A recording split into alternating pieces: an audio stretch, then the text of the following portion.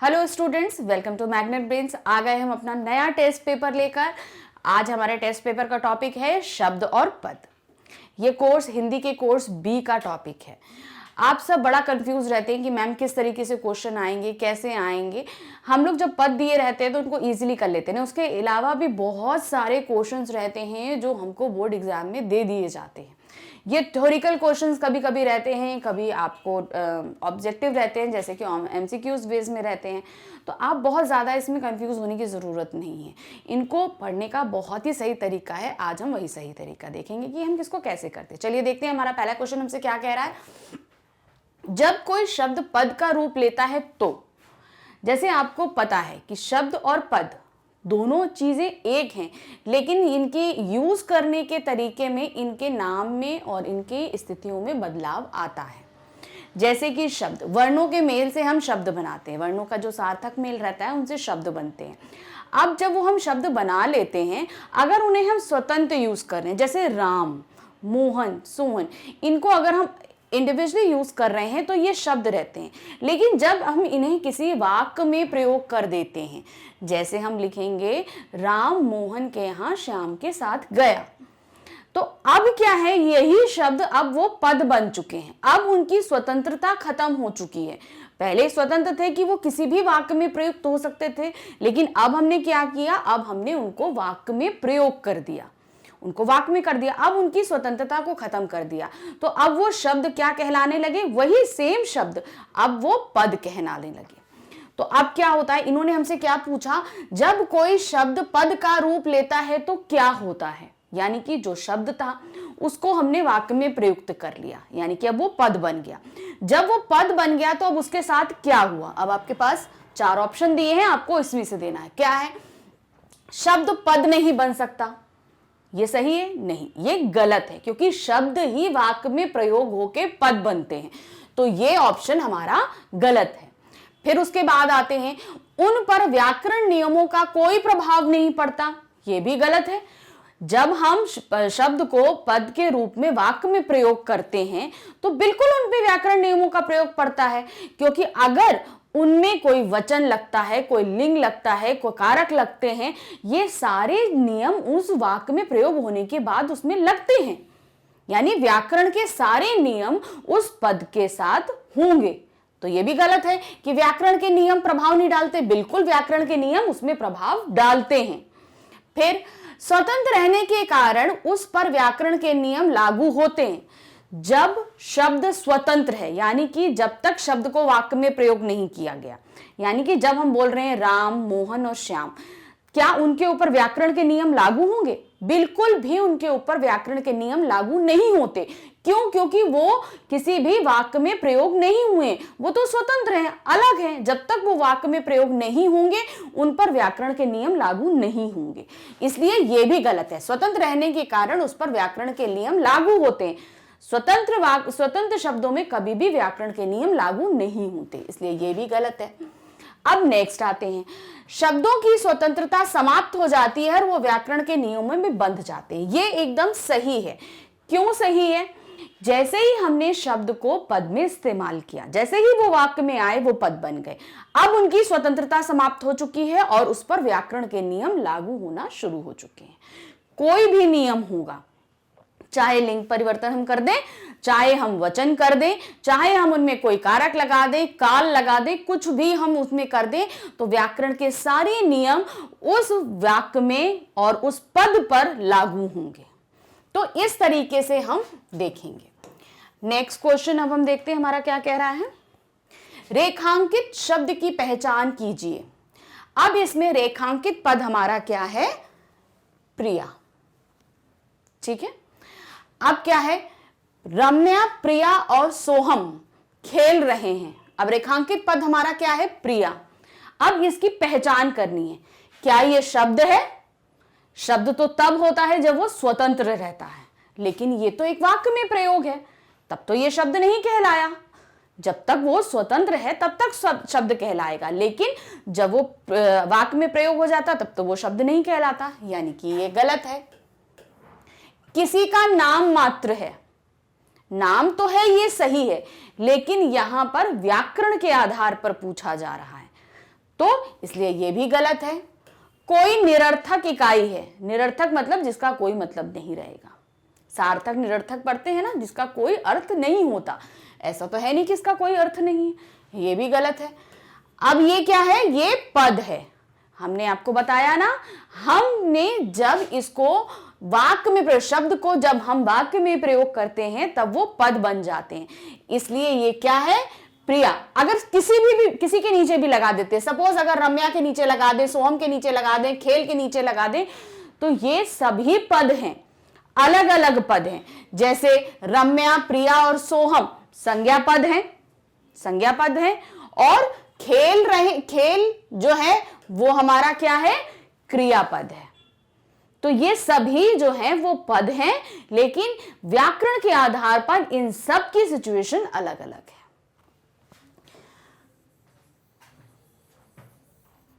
Next question, third question से क्या पूछ रहा है, हम पद उन शब्दों को कह सकते हैं। ठीक है, अब आपके सामने आया हम पद उन शब्दों को कह सकते हैं। अब हमारे सामने ऑप्शन आया किन किन शब्दों को हम पद कहते हैं। पहला, जो वाक्य में आवश्यकता अनुसार बदलते नहीं हैं।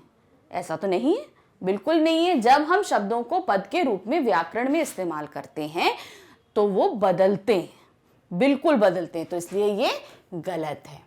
जिनका अस्तित्व स्वतंत्र होता है, बिल्कुल नहीं। जब तक शब्द अलग है, अगर वो वाक्य में प्रयोग नहीं हुआ तब तक उसका अस्तित्व स्वतंत्र है, लेकिन जैसे ही वो वाक्य में प्रयोग हुआ उसकी स्वतंत्रता खत्म हो जाती है, वो बाकी पूरे वाक्य के साथ बंध जाता है। इसलिए ये भी गलत है। जो किसी अर्थ को स्पष्ट ना करते हो, ये भी गलत है। हम पद उन शब्दों को कहते हैं जो किसी का अर्थ ना स्पष्ट करें, ये भी गलत है। तो अब नेक्स्ट हमारा क्या आता है, जो व्याकरण के नियमों में बंधकर वाक्य में प्रयुक्त होते हैं। बिल्कुल सही है, ये वाला सही है। क्यों सही है, क्योंकि जब हम शब्द को पद बना देते हैं, जब पद उन शब्दों को कहते हैं जो व्याकरण के नियमों में बंधकर वाक्य में प्रयुक्त होते हैं, यानी कि जब हम उनको आपके व्याकरण के नियम, यानी कि नियम क्या रहते हैं, संज्ञा, सर्वनाम, क्रिया विशेषण, क्रिया विशेषण, ये सारे नियमों में जब व्याकरण के नियम में कोई शब्द बंध जाता है तब वो पद कहलाता है। तो इस तरीके से हमने आपको ये समझाया कि ये हमारा कैसे निकलेगा। अब नेक्स्ट, शब्द और वर्ण में क्या अंतर होता है। आप सभी को पता है, का खा गा गा जो हम लिखते हैं ना, का खा गा, ये सब हमारे क्या कहलाते हैं, ये हमारे कहलाते हैं वर्ण। और इन्हीं वर्णों के सार्थक मेल से हमारे क्या बनते हैं, शब्द बनते हैं। तो इनके अंतर को आप कैसे स्पष्ट करेंगे। सबसे पहले आप क्या लिखेंगे, इसमें शब्द क्या होते हैं। शब्द वर्णों के सार्थक मेल से शब्द बनते हैं, यानी कि वर्णों को जो हम सही तरीके से लगाते हैं तब वो शब्द बनते हैं। और वर्ण क्या होते हैं, वर्ण भाषा की सबसे छोटी इकाई है जिसे विभाजित नहीं किया जा सकता। तो अब आपको अंतर स्पष्ट करना है। वर्ण क्या है, वर्ण जो है वो विभाजित नहीं किया जा सकता, लेकिन शब्द को हम विभाजित कर सकते हैं, शब्दों को हम तोड़ सकते हैं, लेकिन वर्ण को हम नहीं तोड़ सकते। सबसे पहला अंतर तो हमारा ये हो गया।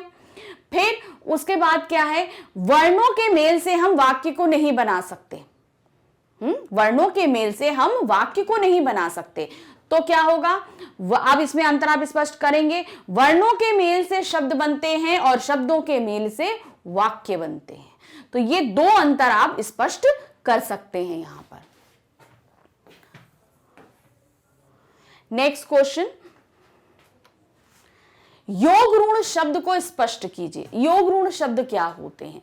हमने आपको पहले भी इस चीजों के बारे में बताया है कि योग ऋण शब्द यानी कि जो शब्द विभाजित किए जा सकते हैं, जो आपकी परंपरा है। शब्द हमने बताया ना, कुछ शब्द ऐसे होते हैं जिनको हम विभाजित कर सकते हैं। जैसे कि शब्द हमारे क्या रहते हैं, पीतांबर, ठीक है ना, ये पूरा एक वाक्य होता है जिसे हम शब्द में लेकर आते हैं, ठीक है।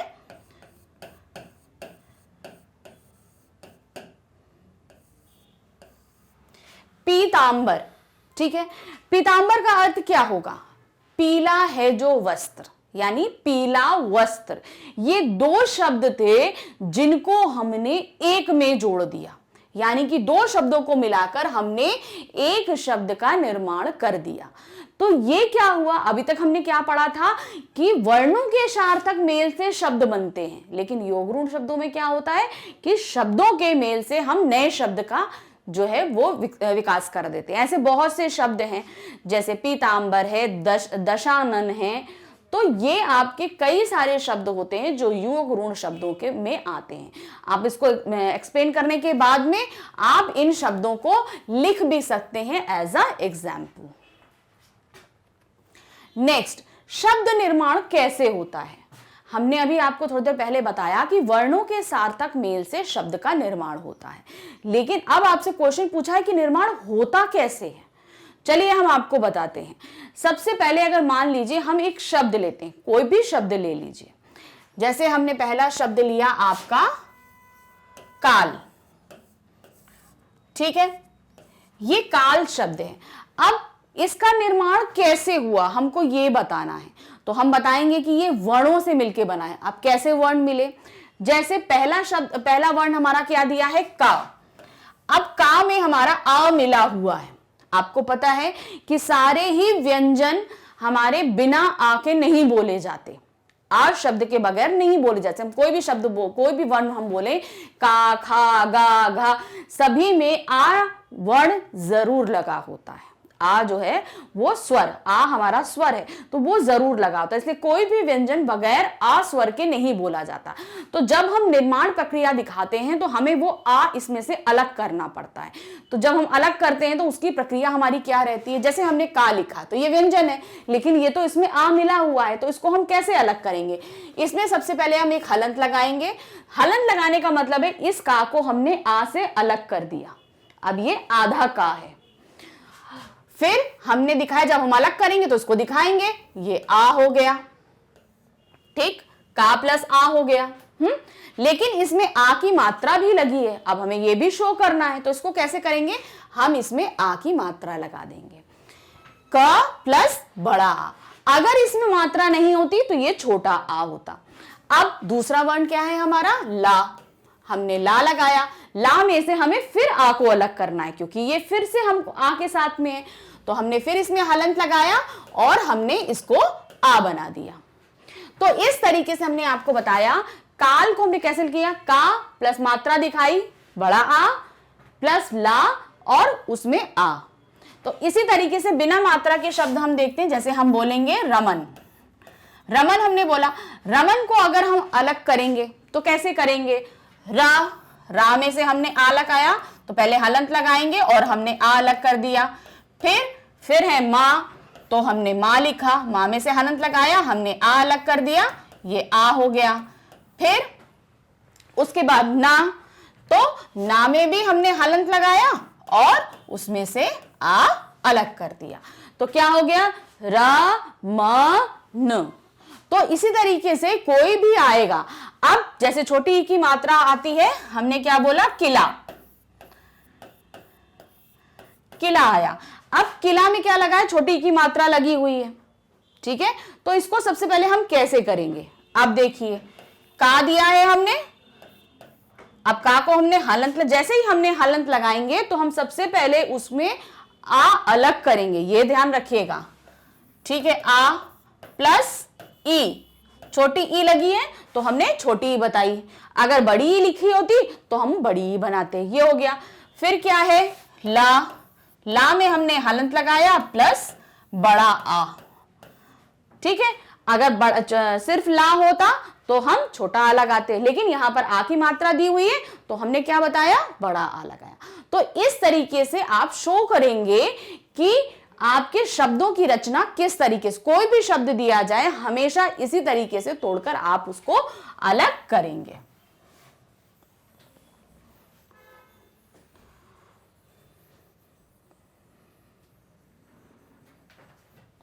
अब नेक्स्ट हमारा आता है नेक्स्ट क्वेश्चन, एक ही शब्द के अलग अलग रूप क्या कहलाते हैं। अब जैसे शब्द है, हमने आपको पहले बताया एक ही शब्द का अलग रूप हमारा क्या कहलाता है, पद। स्वतंत्र है तो शब्द और अगर वो वाक्य में प्रयोग हो गया तो पद। यानी कि क्या हुआ, अगर इन्होंने जो क्वेश्चन पूछा एक ही शब्द के अलग अलग रूप क्या कहलाते हैं, तो आप क्या लिखेंगे, एक ही शब्द के अलग अलग रूप पद कहलाते हैं। वह शब्द तो शब्द ही है, अलग स्वतंत्र युद्ध किया था हमने तो शब्द हो गया, लेकिन वही सेम चीज हमने जब वाक्य में इस्तेमाल करी तो वो पद कहलाया। सेम चीज के अलग अलग नाम हो गए। नेक्स्ट क्वेश्चन, राम ने पुस्तक पढ़ी, इस वाक्य में प्रयुक्त पदों की संख्या कितनी है स्पष्ट करें। अब ये याद रखिए, सिर्फ आपको इसका आंसर नहीं लिखना है, आपको स्पष्ट भी करना है। तो इसको स्पष्ट कैसे करेंगे, सबसे पहले हम देखेंगे कि इसमें कितनी संख्या है।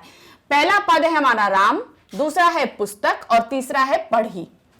तो आप इसमें लिखेंगे इस वाक्य में तीन पदों का प्रयोग किया गया है। 3 पद हैं, लेकिन कैसे हैं आप इसमें बताएंगे। राम हमारा क्या है, संज्ञा पद है, पुस्तक हमारा संज्ञा पद है, पढ़ी हमारा क्रियापद है।